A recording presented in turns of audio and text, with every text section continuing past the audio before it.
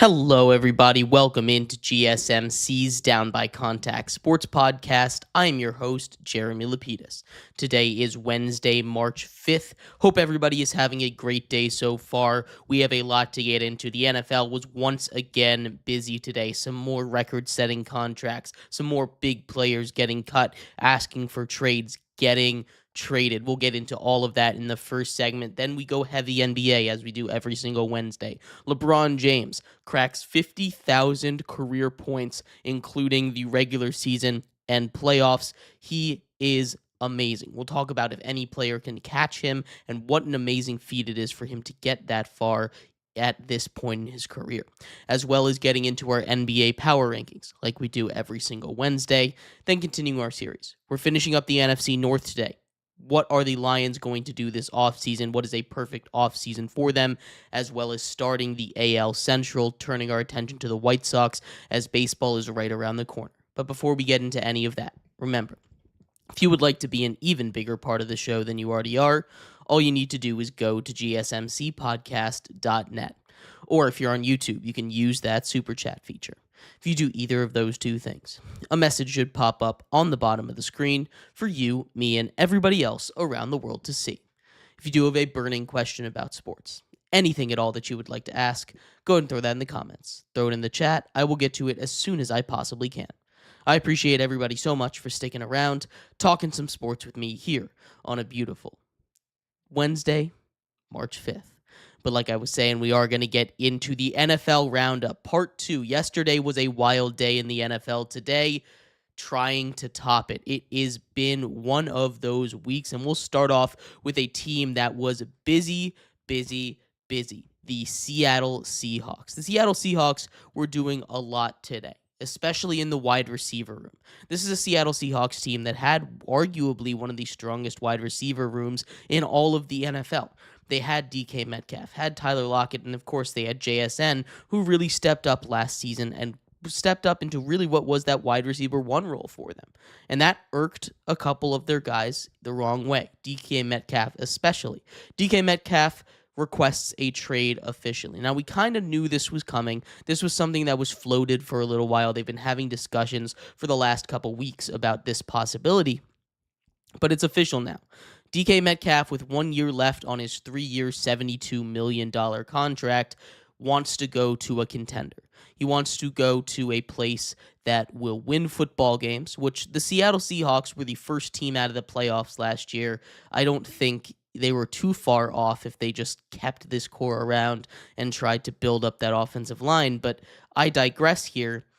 He also wants a new contract. DK Metcalf at age 29 had a bit of a down season last year. He's someone that I think is still a top 15 receiver in the NFL, but he is someone that sometimes doesn't have his greatest games, sometimes will be a little bit of an issue on the field. He's very physical. He is an amazing talent, and there's a reason he's getting paid as much as he is, but a couple places that he could end up.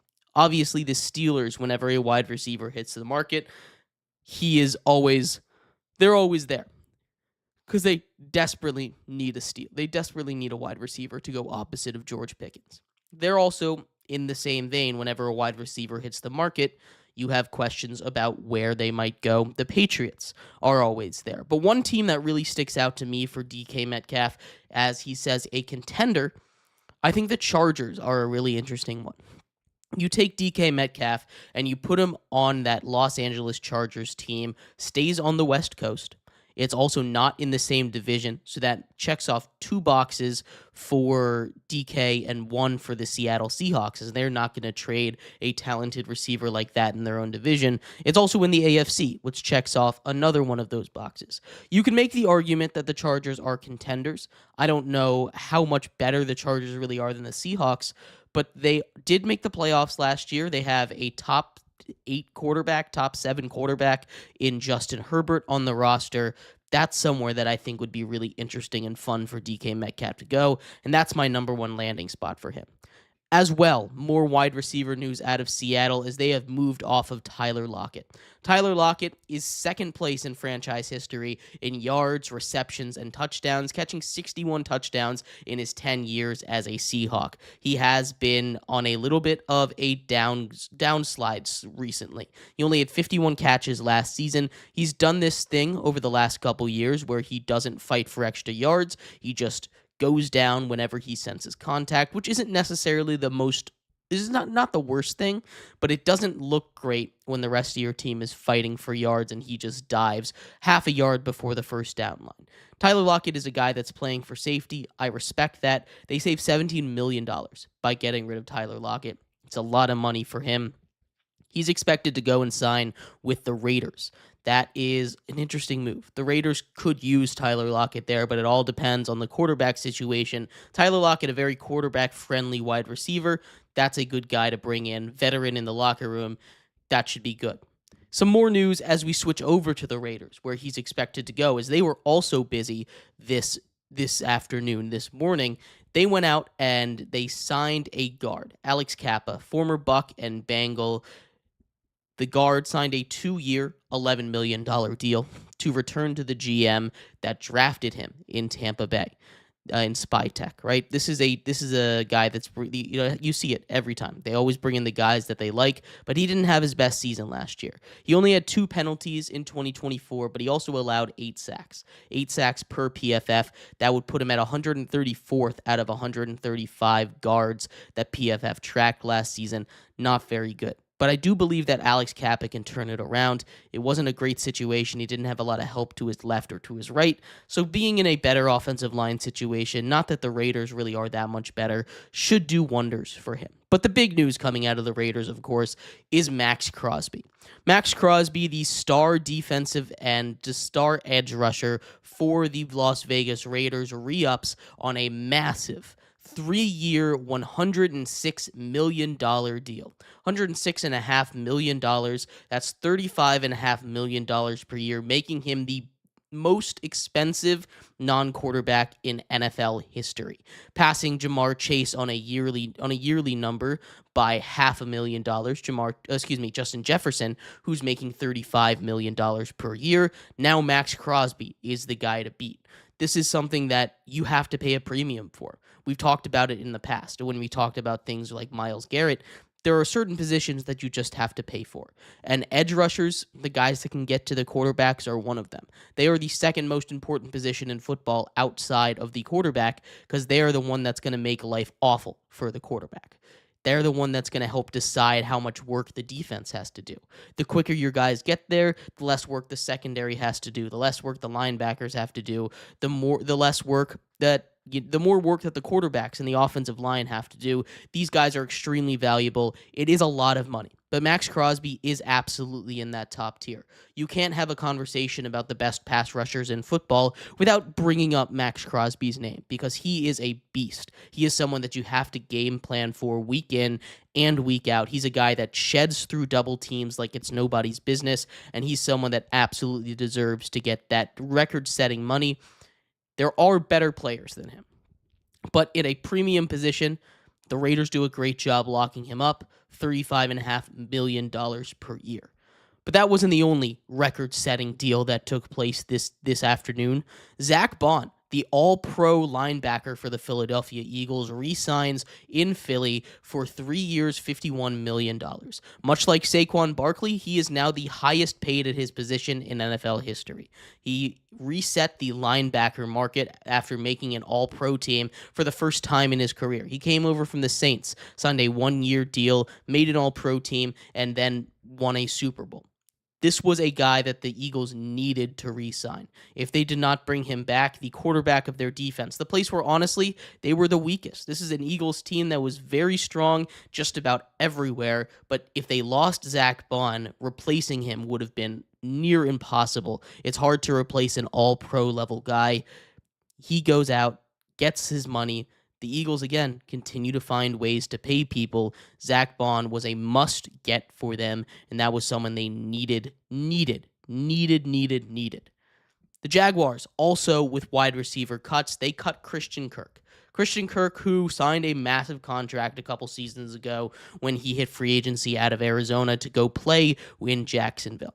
He's been injured, but he's been really productive when he's on the field. A lot of people are connecting Christian Kirk, who now that he's cut saves $10 million against the cap for the Jacksonville Jaguars, to the Pittsburgh Steelers. I think that one makes a lot of sense. Christian Kirk is a guy that's not necessarily going to be a wide receiver one type. He's someone that if you can go and put into a solid system, another quarterback-friendly guy with good hands over the middle, he's not going to be a league winner, but he's also someone that can come in and be very productive for your team in those underneath to mid-route kind of concepts that the Steelers love to run.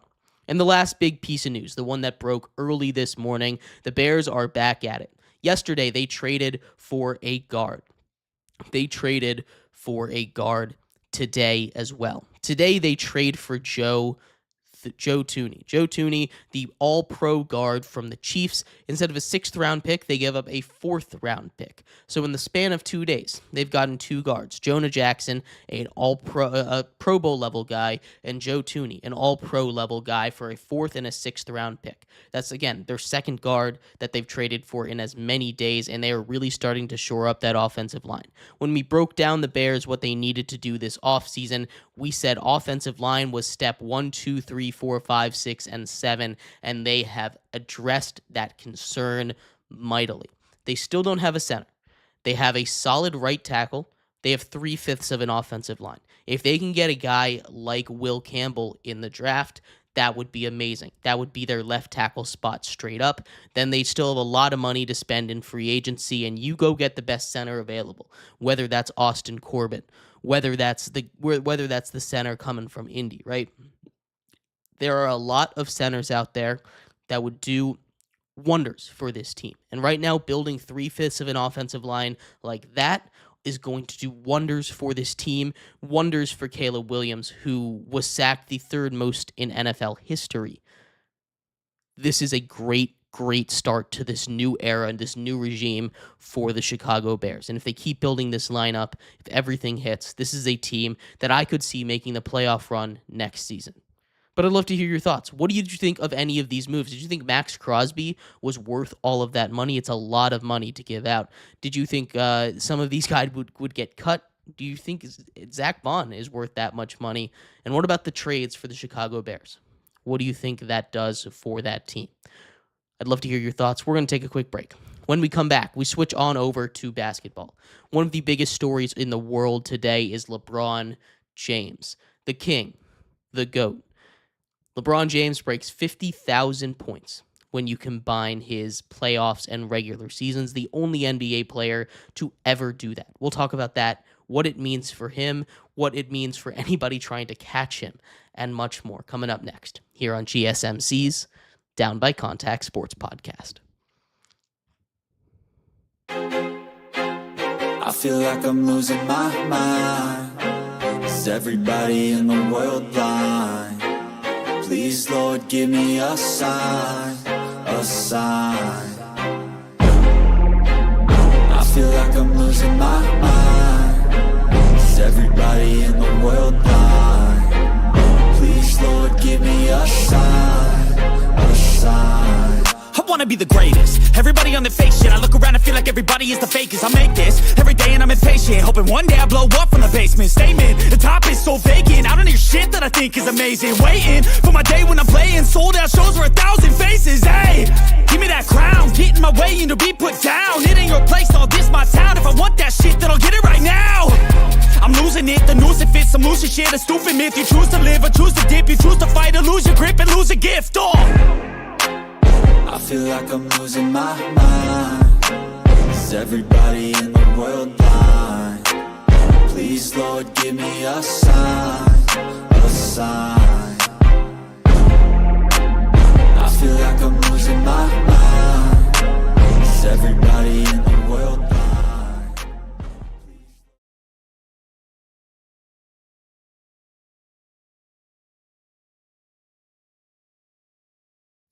Welcome back to GSMC's Down by Contact Sports Podcast. I am your host, Jeremy Lapidus. Today is Wednesday, March 5th, if you are just tuning in. We just finished going over The big news coming out of the NFL: Maxx Crosby, the DK Metcalf trade, Zach Baun being re-signed, Joe Tooney being traded to the Bears, and much more.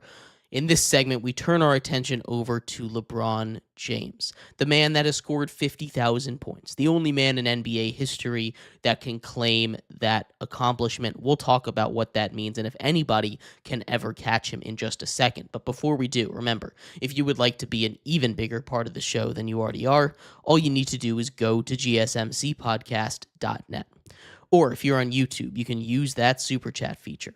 If you do either of those two things, a message should pop up on the bottom of the screen for you, me, and everybody else around the world to see. If you do have a burning question about sports, anything at all that you would like to ask, go and throw that in the comments.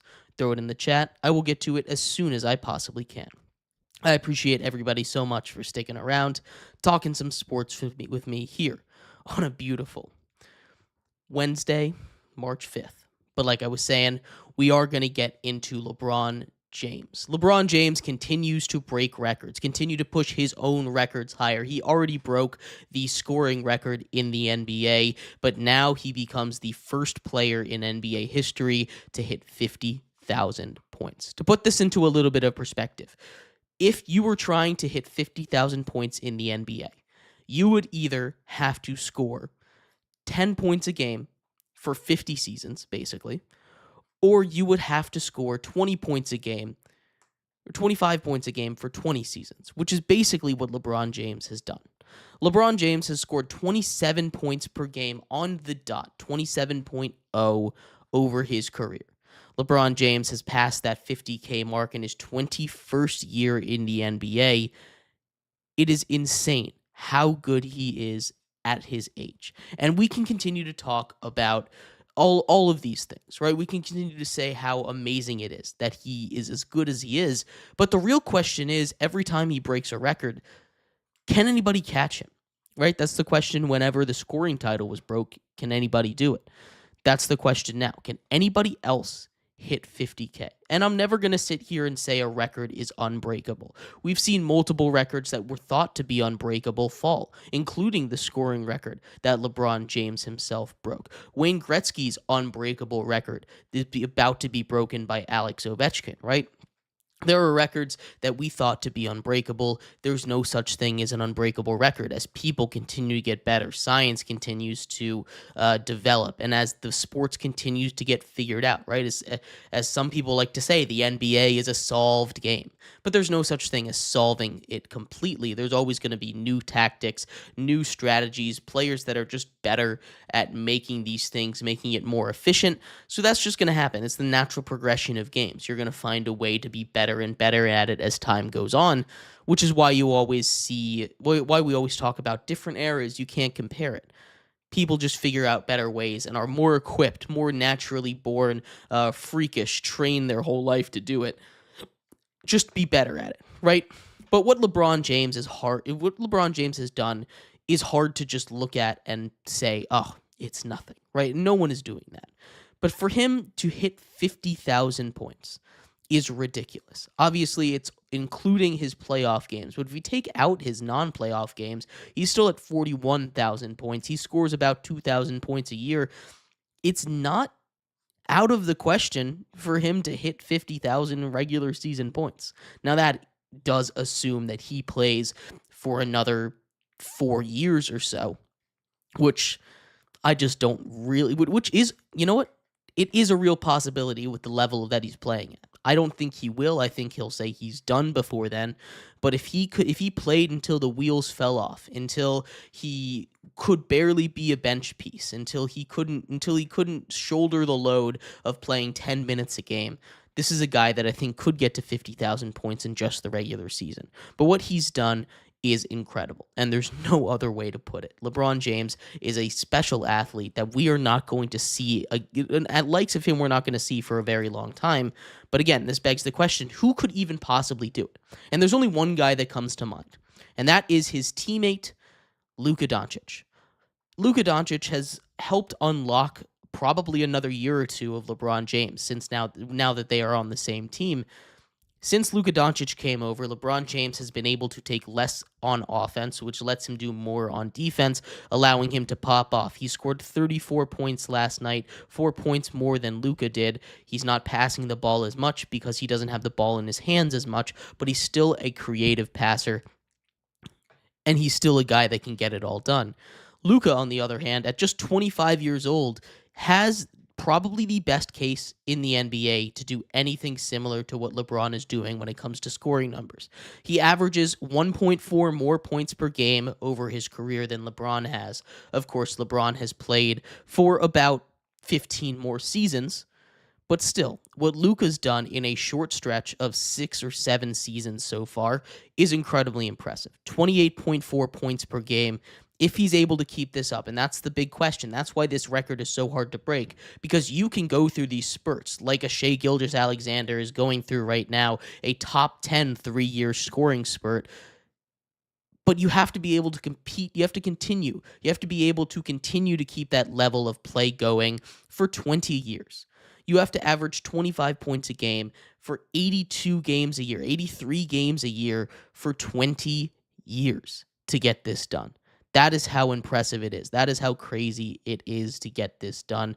LeBron James, one of the best athletes that we have ever seen, and one of the best athletes that we will ever see. He's just the best basketball player, right? You can talk about maybe Jordan was a better pure scorer, or maybe there were players that were better pure shooters, or players that were better pure defenders. But as the game of basketball goes, LeBron James is the best all-around player in NBA history. Right? It's incredible to see what he's done, and 50,000 points is just another momentum, another little trophy to stack on his ever-increasing trophy list, his ever-increasing records list. His basketball reference page is really long if you go and scroll down it, as I've been doing all day today. But I'd love to hear your thoughts. Do you think anybody can do it? Do you think Luka has a chance to catch up to LeBron James? I'd love to hear your thoughts on this. We're going to take a quick break. When we come back, it is Wednesday, which means we have to do our NBA power rankings. That's coming up next for you, 30-1 here on GSMC's Down by Contact Sports Podcast. Looking for your daily fix of sports talk without having to pay for it? GSMC Sports Network is available on YouTube. Just search GSMC Sports Network. Get your fix of daily sports talk shows on YouTube, absolutely free. NFL, college football, NBA, MLB, MMA, UFC, fantasy football, and so much more. GSMC Sports Network has shows running all day long, with new sports shows starting every 2 hours. Just like on your favorite cable sports channel, except GSMC Sports Network is absolutely free. Just search GSMC Sports Network on YouTube to catch one of your new favorite shows, like the GSMC College Football Podcast, Chip Shot Football Podcast, Hoops and Heels Women's Sports Podcast, GSMC Basketball Podcast, and so many more. Check it out for yourself. GSMC Sports Network, now available on YouTube absolutely free. Search GSMC Sports Network on YouTube right now.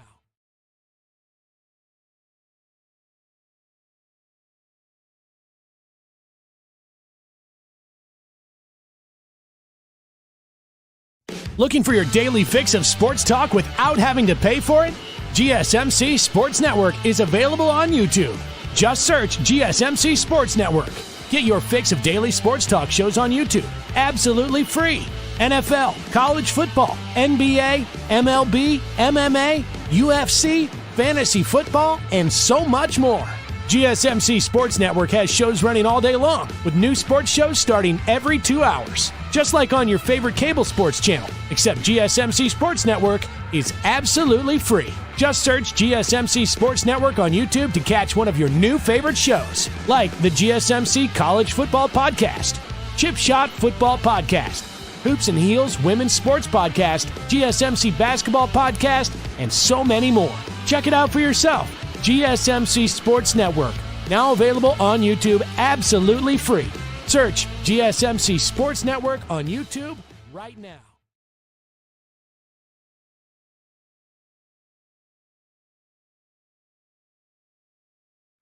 Welcome back to GSMC's Down by Contact Sports Podcast. I am your host, Jeremy Lapidus.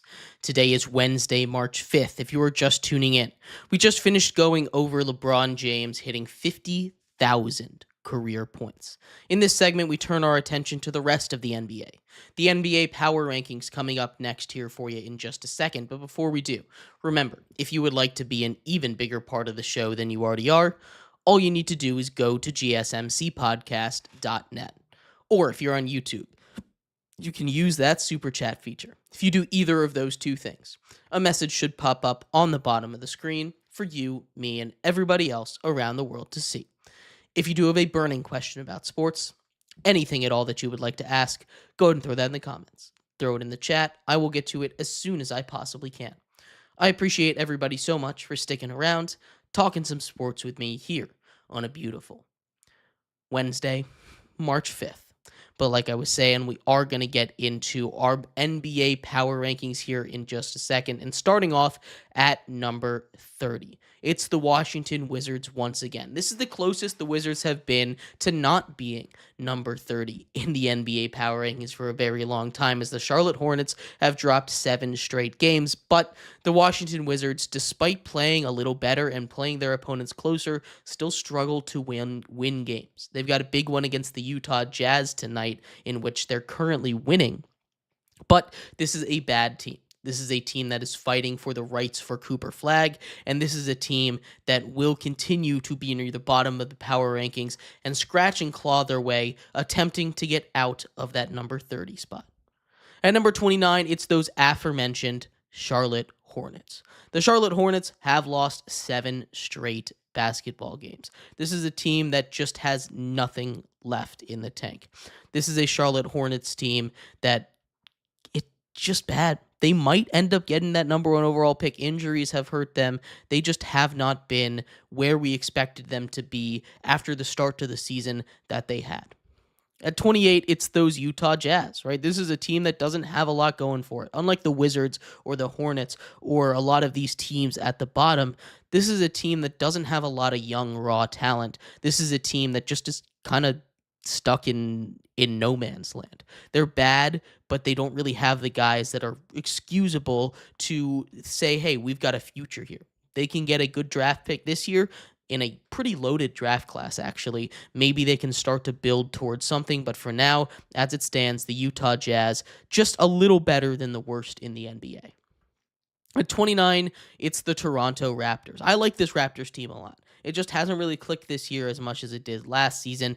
This is a Raptors team that if they're able to turn it on with Brandon Ingram, they've got the pieces in Scotty Barnes and RJ Barrett and all these guys to make a little bit of noise. They just need to get the right system in there, and I think this is a Raptors team that could make noise in the NBA play-in next season. At 26 is the Pelicans. They have been a different team ever since Zion Williamson came back. And it's not getting as much coverage or as much love as it should because Zion Williamson is amazing. He gets clowned on all the time for not living up to the outrageous expectations that we all put on Zion Williamson coming out of college. The next LeBron James, the next big thing, the next one that's going to be the face of the league. He struggled with injuries, he struggled with his weight, but he's come back healthier than ever in the best shape of his life, and he has come out dominant. If you remember the last time he was out there healthy in the playoffs, his first real playoff experience against the Lakers last season, before he got hurt, he was putting on a masterclass of a game. And in the 5 games that he's been back, this New Orleans Pelicans team has looked like the team that we all expected them to be more than the team that they have been all year long. So next year, if they're able to stay healthy, if they can reload, this is a Pelicans team that I really do think could be a really, really dangerous team in the West. At 25, it's the Nets. They have a couple guys that are ready to just explode for 50 points any given night.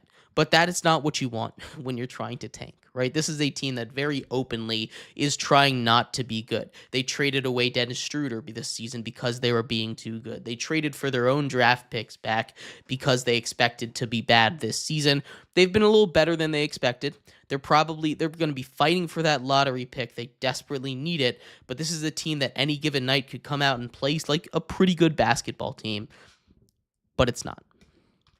At 24, it's those Philadelphia 76ers. Joel Embiid out for the rest of the season. Paul George is playing a little bit better, but still injuries hit this team hard. It's been a very disappointing year for the Sixers. They were expecting to go out with the addition of Paul George to compete for that Eastern Conference crown. Instead, they're down here with the basement feeders. It is absolutely not what they predicted was going to happen. It's a tough look over there in Philly right now. At 23, we have the Chicago Bulls. There's a little bit of hope in Chicago. They've got a lot of cap space. They've got a couple guys that have started to play better down the stretch, but this is still a Bulls team that is fighting for a lottery / maybe a 10 seed. It depends on the night. They come in and sometimes they look like they could compete with half the teams in the NBA, and other times they look like they're playing at a level where they shouldn't even be in the NBA. This is a Bulls team that's just not very good, much like a lot of these teams that we've covered at the bottom so far. At 22 is the Spurs. This is a Spurs team that has a lot of pieces. De'Aaron Fox is playing pretty solid. Chris Paul was playing pretty good this season. You've got a lot of young guys coming in and playing good basketball, but this season all kind of fell apart when Victor Wembanyama went down. This is a team that you can see the vision with. This is a team that when you look at what they've got going with the pieces, their young core, if they get one more solid piece, one more like stretch 4, stretch 3 kind of guy to come in and play with Wemby, this is a team that could be pretty dangerous in the Western Conference as long as Wemby comes back healthy next season. At 21, it's the Suns. Talk about disappointments. They brought in the new age big three, right? You have Bradley Beal, who just has not worked out, one of the worst contracts in the NBA right now. You have a massive contract with Kevin Durant, who's going to want out after this because they dangled his name in trade talks, and it just didn't work. And of course, Devin Booker, who's been the face of this team since he was drafted there. Kevin Durant is gone. This is a Phoenix Suns team that doesn't seem like it's even going to make the play-in, but with the Mavs seemingly dropping out, maybe they can find a way to that 10 seed. And number 20, it's the Orlando Magic. You talk about a team that's been hit by the injury bug. You can't talk about it without bringing up the Orlando Magic. This is an Orlando Magic team that I was incredibly high on this season. I started out in my preseason power rankings in the top 10. This is a Magic team that looked really good when healthy, and they were finally getting some momentum back. They still struggle shooting the three, but as soon as they start to get a little bit going, another major injury to one of their key stars. They've dealt with injuries to both of the Wagner brothers, to Banchero, to Suggs, to all of their key guys this season at different times, some of them even at the same time. If those guys can come back healthy and they can get a really dead-eye three-point shooter in the draft, this is a team that I think really could be a championship level team in the East. At 19, it's the Blazers, another surprise team. This one, the first positive surprise team. They have sneakily been one of the best teams in the league. When we started our show, they were up on the Celtics.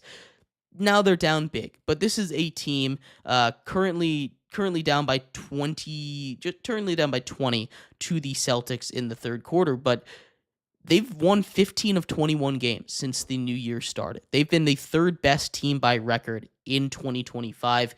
They're young guys, especially Deni Avdija has really brought in has been really a massive difference for them since coming over from Washington. A change of scenery has done wonders for him.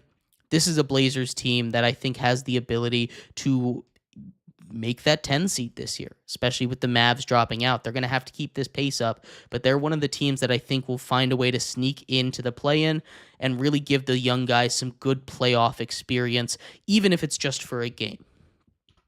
At 18, we have the Hawks. This is a weird team. This is a team that feels like they should blow it up, but you have a good relationship with Trae Young. And when you have a star that doesn't want to leave, you don't want to get rid of that star, right? You've got a bunch of guys that if they're able to stay healthy, could work pretty well with Trae Young. You just don't have that big man piece, that piece that's going to tie it all together and push this Hawks team over the top. They were so close. They made an Eastern Conference Finals with him, but I just can't see them reaching the heights with the way that this team is set up right now, and I think it's time for the Hawks to move on. At 17, we have the Dallas Mavericks. You talk about a disaster season. Kyrie Irving, we talked about this yesterday, but Kyrie Irving gone for the year. Gone for most of next year as well. You've moved off of your major star in Luka Doncic. Anthony Davis and his team are talking about shutting it down for the year. This is a team that is just going to free fall right now, currently holding on to about a 3-game lead for the race for the 10 seed right now, but everything is about to go to shambles, and the Dallas Mavericks kind of brought this on themselves. They kind of shot themselves in the foot with this one. Everything that can go wrong is kind of going wrong for them right now, and it feels a little bit like karmic justice if I'm being honest with you. At 16, it's the Miami Heat. This is a Heat team that's dangerous. Tyler Hero, when he gets on, he's been playing amazing. A true all-star level guy. Bam Adebayo can turn it on soon, hopefully. You've got a lot of guys that, as always with the Heat, are stepping up out of nowhere. Shooters that just get hot. This is a very good Heat squad, and this is a Heat squad that's going to, once again, be a 8 to 6 seed and potentially cause some trouble for whoever is the number 1 in this year's Eastern Conference. In fact, given the Cavaliers a little bit of trouble right now, tied at 71 halfway through the third, they've staged a bit of a comeback there. So they're a dangerous and feisty team as we go down the stretch. At 15, we have the Kings. A lot of moves that they have made have worked out, right? The Zach LaVine, ever since he's come over there, has been healthy and good. And when he's healthy, he is good. DeMar DeRozan has worked out pretty solid over there. Of course, you still have Sabonis, but moving off of Fox hasn't been as disastrous as a lot of people thought it would be. This is a Kings team that I think is pretty firmly locked into, at minimum, a top-seeded play-in spot. This is a Kings team that I don't know how far they're going to go in the playoffs. They smell like a first-round exit, but they do seem like a team that could take a game or two from whoever they play. At 14, we have the Timberwolves. Whenever you have Anthony Edwards, you've got a shot. But the thing is, this team just doesn't have too much outside of Anthony Edwards. They lost a lot of key pieces over the offseason. Injuries have bit them a couple times. This is a Timberwolves team that I do believe in, just not this year. They're going to have to go back to the drawing board, shed some contracts, and get back to a more acceptable roster spending size, and then they can go out and get a true number 2 star to pair with a massive star, a top 10 player in Anthony Edwards. The Clippers, theirs been fading a little bit, but Kawhi Leonard's back. He's playing good basketball. James Harden's still been playing great basketball. It sucks that you're losing Powell there for a little bit. He should be back soon, though. Bogdanovich has been a great addition at the trade deadline, and this is a Clippers team that's going to find their way in the playoffs this year. Again, another team that smells like a first-round exit, but one of those teams that I think maybe if they get the right matchup, if they're hot at the right time, could surprise a young 4 seed like the Rockets maybe. At 12, we've got the Pacers. They fall a little bit, but this is still a good Pacers team. They go as Tyrese Halliburton goes, right? And this team is just not consistent enough for me to love them. This is a team that when they're on, as we saw, they made the Eastern Conference Finals last year. They gave the Boston Celtics the best fight that any other team gave them despite only winning 1 game. This is a Pacers team that has all the pieces to be really good. They just can't put it together on a nightly basis, which is going to hinder how good their team can be and how deep they can go in the playoffs. At 11, we have the Warriors. Ever since Jimmy Butler came in, took a little bit of the load off of Steph Curry. Steph Curry's been playing so much better. Now, I know Jimmy Butler hasn't yet exploded onto the scene, but playoff Jimmy's a real thing, and I think he's going to come in, play good minutes for them when they get to the playoffs, and they're a team that, again, I think could beat a good team, beat a team that they might be contenders in the West this year if you take them lightly enough. This is a dangerous Golden State Warriors team. Into the top 10, how about that? New kids on the block, the Detroit Pistons in the top 10 of the NBA power rankings. You just don't see that every day. A team that was the worst in the NBA last season, all the way up to a solidified playoff team with basically the same roster. They didn't change too much. They just changed the coach. They changed the culture. Cade Cunningham was already great, but now the rest of the world sees that. This is a team that is playing amazing basketball right now, and this is a team that I hope wins a playoff series or two. I just feel like they're a first-round exit. They're a little young. They don't have the experience there, but this is a fun team, and it's really cool to see how far they've turned it around in such a small amount of time. At number 9, we've got the Bucks. Giannis is playing at an MVP level. Damian Lillard is doing Damian Lillard things. This is a team that needs its Bobby Portis back. He'll be back from suspension near the end of the season. Kyle Kuzma's played solid defense. He's not really been great. I don't know what you expected out of Kyle Kuzma, though. But this is a Bucks team that I think, again, in the Eastern Conference could win a round or two. They to me smell like a second round exit in about 5 or 6 games. Rockets at 8. This is a big mystery to me. They're kind of losing their momentum right now. They're really good. They're really young, though. This is a team that I think could get upset in the playoffs. They're going to be hosting most likely a top 4 seed in the West. But this is a team that is just starting to lose what it had. It was a number 2. It was at the number 2 seed for a long time in the West. But now the fuel is just running out on this young team. They'll be back. They'll be better. They know what it takes in the grind of a long NBA season. It's going to be really good for them, really good for this team to get some playoff experience this year, and I cannot wait to see how it goes. At number 7, we have the Grizzlies. This is a sleeper team. I love this Grizzlies team. They're going to be the 3rd best team in the West. Right? They have a top 10 defense and a top 10 offense, which is kind of what you need in the NBA this to consider yourself a true contender. They kind of feel like the outside looking in, but they've got a lot of depth. They've got a lot of size. They've got a lot of skill. They've got the true star potential with Ja Morant. They've got a Depoy level player in JJJ. This is a team that is just fun to watch. They play hard. They play fun. They play physical. They play good defense, great offense. This is a dangerous team.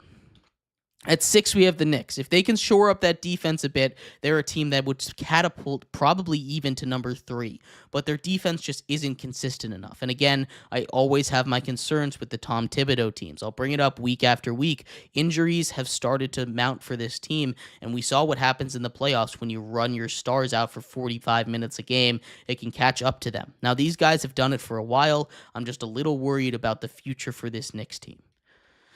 At 5, we've got the Nuggets. Whenever you have the best player in the world, you've got a shot, right? And this is a Nuggets team that continues to play great basketball. They're going to be a top team in the West. They're going to be a true contender in the West. I think they're the bottom of that true contenders list.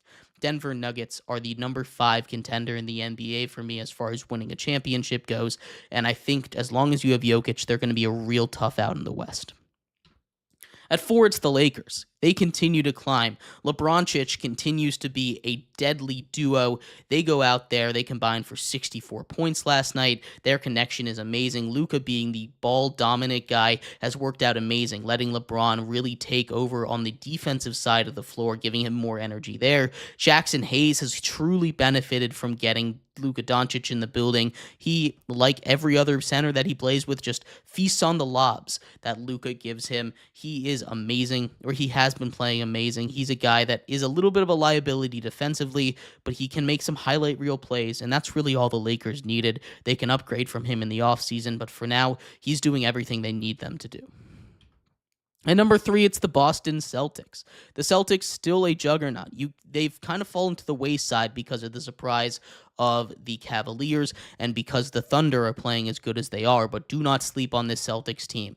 Do not forget about them. They're the reigning NBA champions for a reason. They kept most of that team. In fact, I might even think they got better after last offseason. Jaylen Brown isn't quite playing to the same level, but Jason Tatum playing amazing basketball, and they'll turn it on in the playoff time, and it's going to be a real tough out. At number 2, the Oklahoma City Thunder fall 1 spot. I love what Shea's doing. He's going to win MVP. This is a team that is just dealing with a couple injuries right now, and they've struggled to stay 100% healthy. They've weathered the storm, though. They've still got 50 wins, 11 losses. They will be just fine, and they're the best team in the West by a country mile. And at number 1, that leaves the Cleveland Cavaliers. They go out there, come back from 23 points down against the Celtics. That is crazy. Donovan Mitchell turns on like an offensive engine when you need him to. Darius Garland plays great ball. You've got the big guys on the inside. Evan Mobley really having a great season. Coach of the year for the Cavaliers right now. This is a great Cavs team. They're going to dominate the Eastern Conference. This has been a really fun year, and I cannot wait for the playoffs. But let me know what you think. Top 10, once again, for you.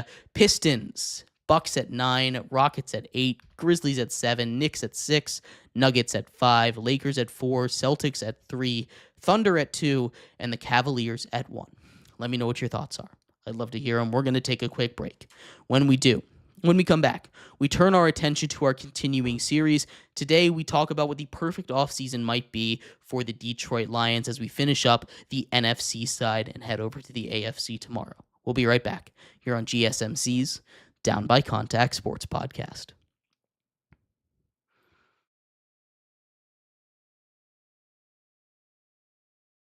For the best and latest podcasts available anywhere, go to the podcast app on your cell phone and type in GSMC to access free content-rich podcasts on health and wellness, book reviews, sports, entertainment, relationships, social media, movies, technology, finance, and even weird news. Subscribe and download the GSMC Podcast Network's family of shows, available everywhere podcasts are found.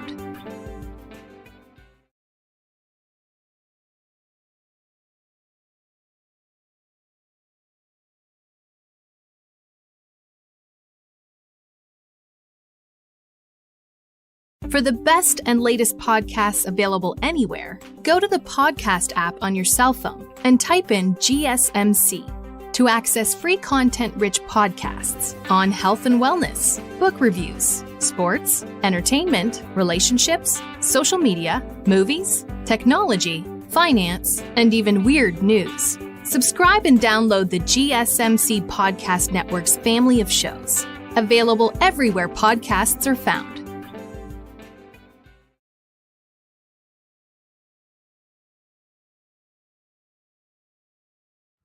Welcome back to GSMC's Down by Contact Sports Podcast. I am your host, Jeremy Lapidus.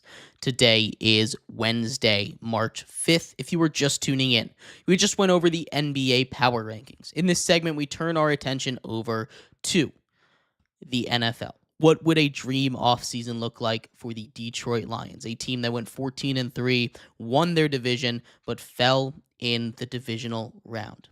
We'll talk about that in just a second, but before we do, remember, if you would like to be an even bigger part of the show than you already are, all you need to do is go to gsmcpodcast.net.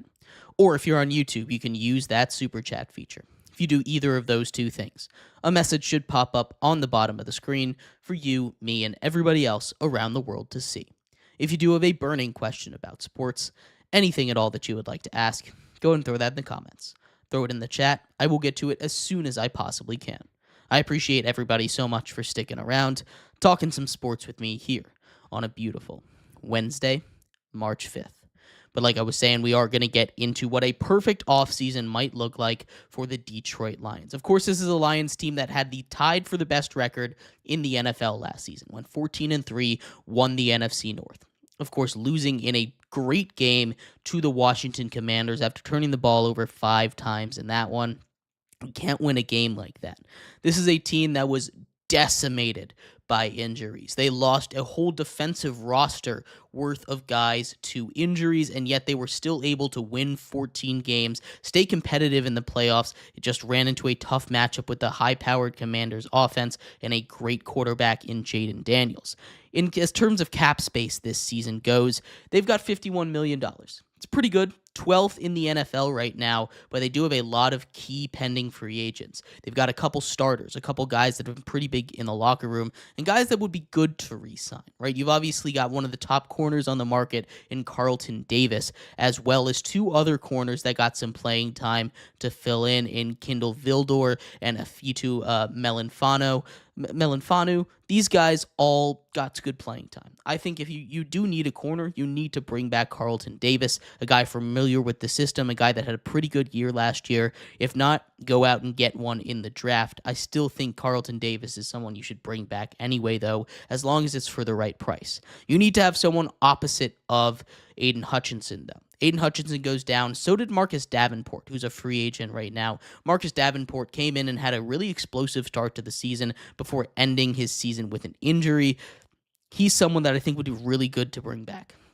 He's someone that was really quick, really great at getting pressure out on the other side of Aiden Hutchinson. And if you're able to bring him back and pair him back up with Aiden Hutchinson, that would be an immediate improvement on that defense, as well as on the offensive line. The bread and butter of this team, there's two guys that I think would be pretty good. You have sixth man of the year, Dan Skipper, guy that is huge on their trick plays, just a guy that's just important to bring back for the locker room.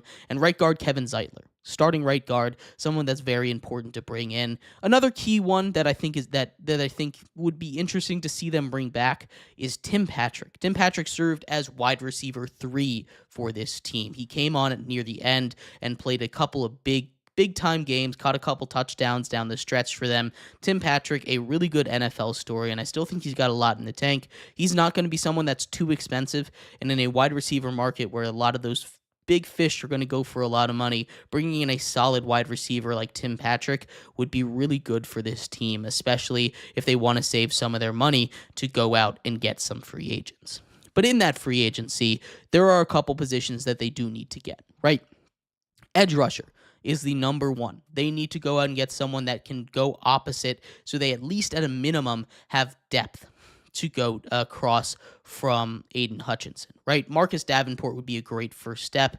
Also a guy like Hassan Reddick, who I think would be amazing. A top 5 in sacks over the last 5 years, has been someone that when he's healthy, when he's playing, has been an absolute menace for quarterbacks. He's someone that I think they would love to bring in. The quarterback market would be great. You need to bring back Carlton Davis. I think he's cornerback 1 or 2 on the market right now. If there's another corner you like, go out and get him. Otherwise, the draft is a good place to get some corners in the late first round. There's going to be a couple available. Wide receivers.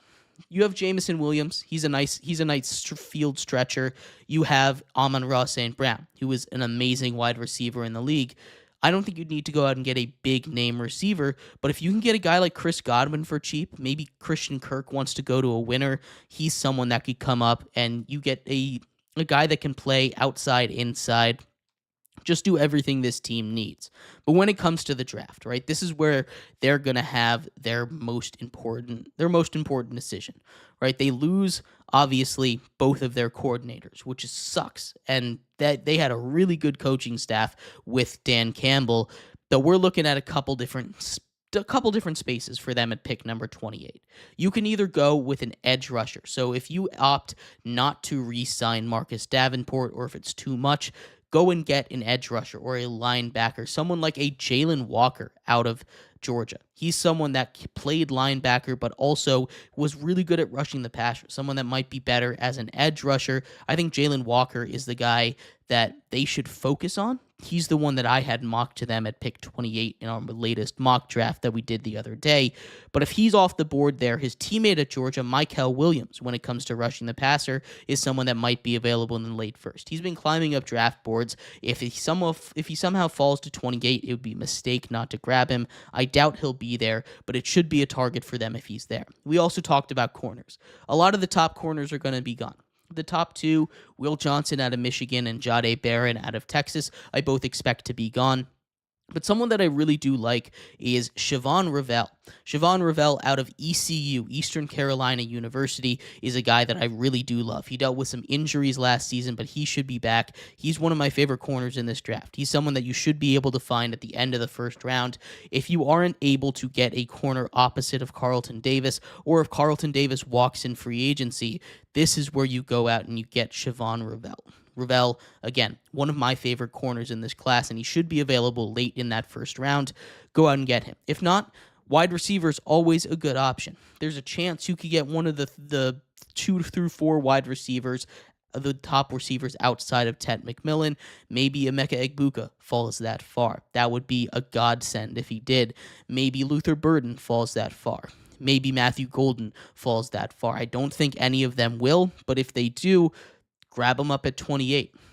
Grab another offensive lineman. It never hurts in case some more injuries happen. If Kevin Zeitler decides not to return, you can bring in a guy like Tyler Booker out of Alabama as an inside guy. He's someone that I think could do a lot for them. There's a lot of ways to go. But overall, I think the perfect offseason, the one that would help them get to the Super Bowl, is re-sign their guys, right? Re-sign Carlson Davis, re-sign Marcus Davenport, re-sign Kevin Zeitler, re-sign Dan Skipper, bring back all the guys that are free agents that are important to this team because they had a really good culture, and that is important. Then, in the draft, go out and get a guy like Jalen Walker would be my number one pick. In free agency, get more depth at the defense. You can't count on injuries, of course, but you don't want to be left high and dry like they were. They didn't have a lot of depth at that edge position. Get a guy that can come in and fill depth and maybe get a wide receiver 3 as well. And then just stay healthy, right? At the end of the day, the key for this Lions team more than anything, the reason they didn't make the Super Bowl or win the Super Bowl was because they weren't healthy. This is a team that had everything they needed to compete with the Eagles, to compete with the Chiefs. They won 14 to 17 games. They were incredible in the regular season. Jared Goff is a guy that, if he has the offensive line like the Lions do, can be incredibly effective, can be incredibly smart with the football. They just need to be smart. They need to be healthy, and that is really what's going to push them over the edge when it comes to the NFL season next year. But I'd love to hear your thoughts. What do you think is the perfect offseason for the Detroit Lions? We're going to take a quick break. When we come back, we turn our attention to baseball. We move over to the AL Central today, and we take a look at the team that was the worst in MLB history, the Chicago White Sox. We'll talk about what they need to do to improve on their season, if they can even get worse from last year, what they did this offseason, and what their season outlook looks like right now. We'll be right back here on GSMC's Down by Contact Sports Podcast.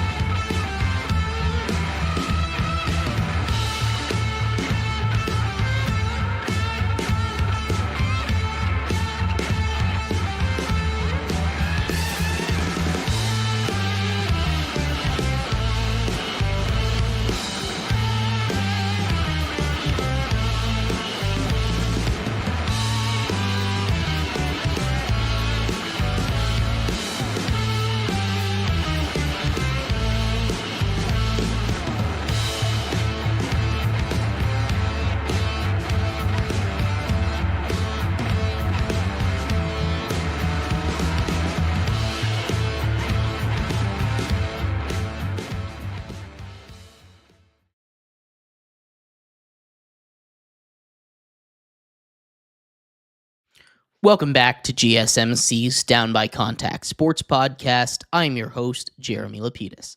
Today is Wednesday, March 5th, if you were just tuning in.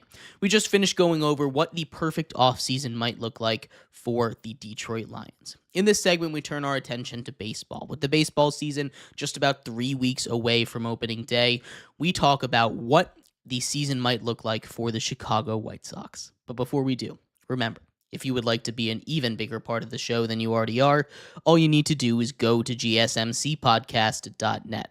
Or if you're on YouTube, you can use that super chat feature. If you do either of those two things, a message should pop up on the bottom of the screen for you, me, and everybody else around the world to see. If you do have a burning question about sports, anything at all that you would like to ask, go ahead and throw that in the comments. Throw it in the chat. I will get to it as soon as I possibly can. I appreciate everybody so much for sticking around, talking some sports with me here on a beautiful Wednesday, March 5th. But like I was saying, we are going to get into a little bit about the Chicago White Sox. The White Sox are coming off of the worst season in the history of Major League Baseball. They went 41 and 121, obviously last in the AL Central, and of course, they missed the playoffs. Again, I cannot stress to you guys enough, they had the worst record in the history of baseball, and there's a case that they got worse this offseason. Let's see first who they lost before we look at who they added. They lost their top starting pitcher, Garrett Crochet. Garrett Crochet is a guy that they were able to get a lot back for in a trade with the Red Sox, but none of it was going to help now. They got Weichelman Gonzalez, Kyle Teal, Chase Meardroth, and Braden Montgomery. All of these guys are not expected to be up on the opening day roster. A couple of them aren't even going to be up on the 40-man roster.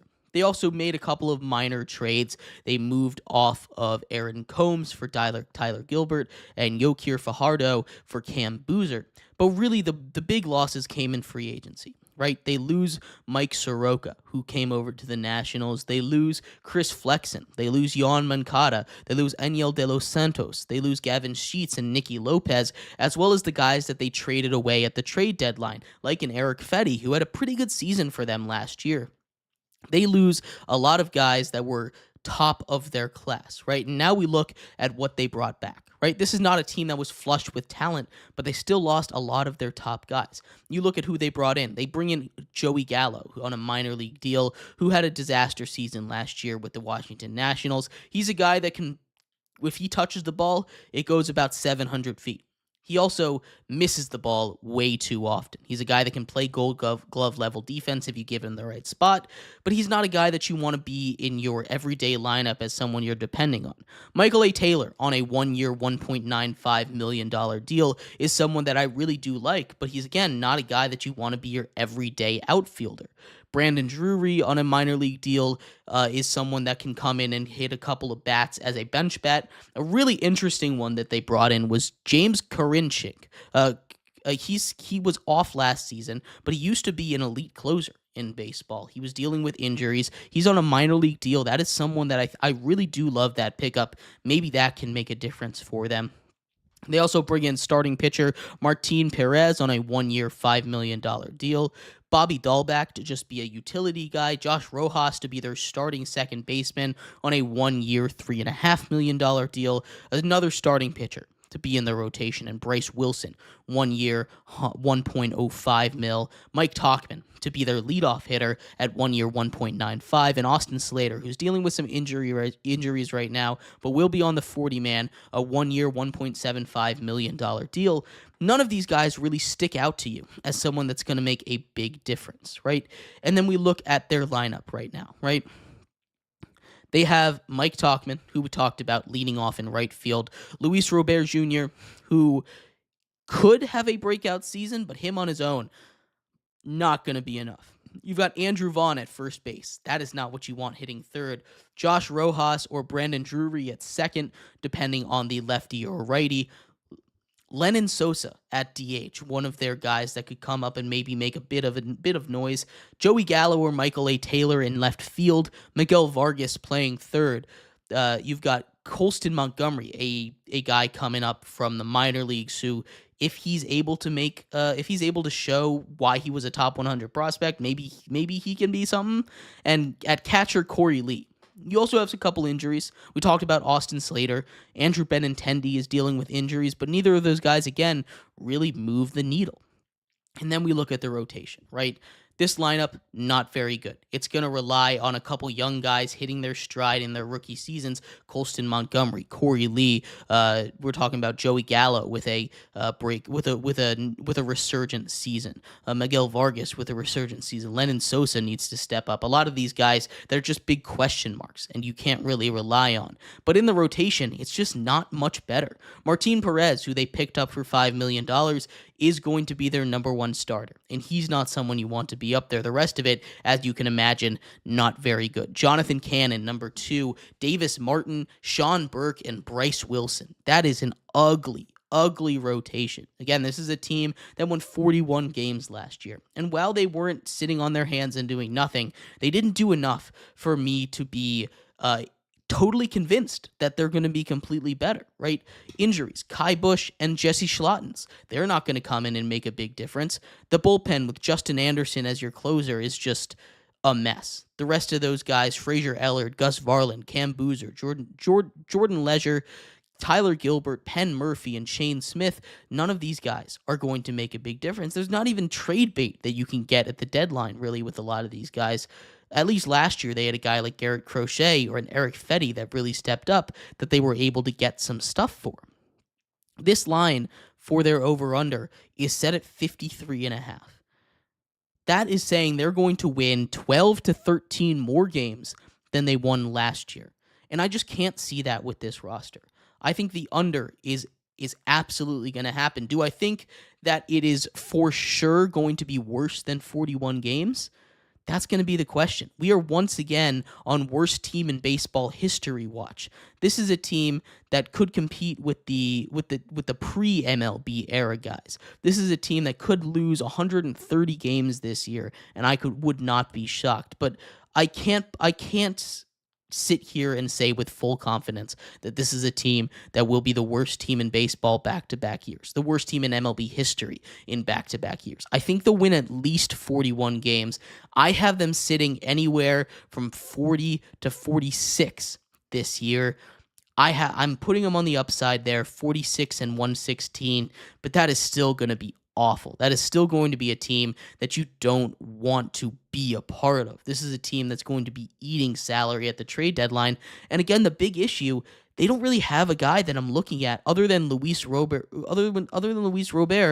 that I think is going to fetch too much at the deadline. And even Robert isn't a guarantee to fetch too much at the deadline. He's a guy that's been up and down throughout his career, and he could have a breakout season again, or a resurgent season, I should say.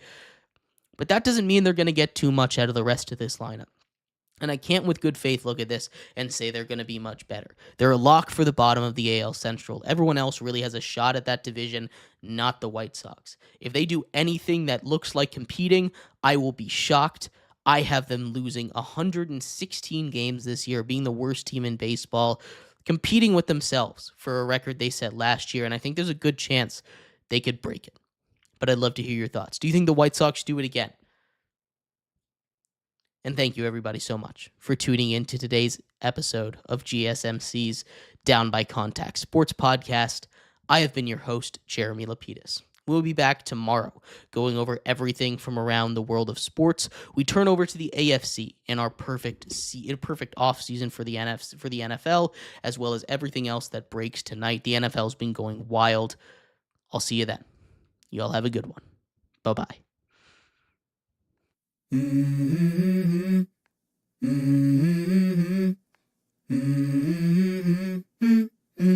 Let's go. I wake up to a little bit of drool on my pillow, feel like it's gonna be a bad day.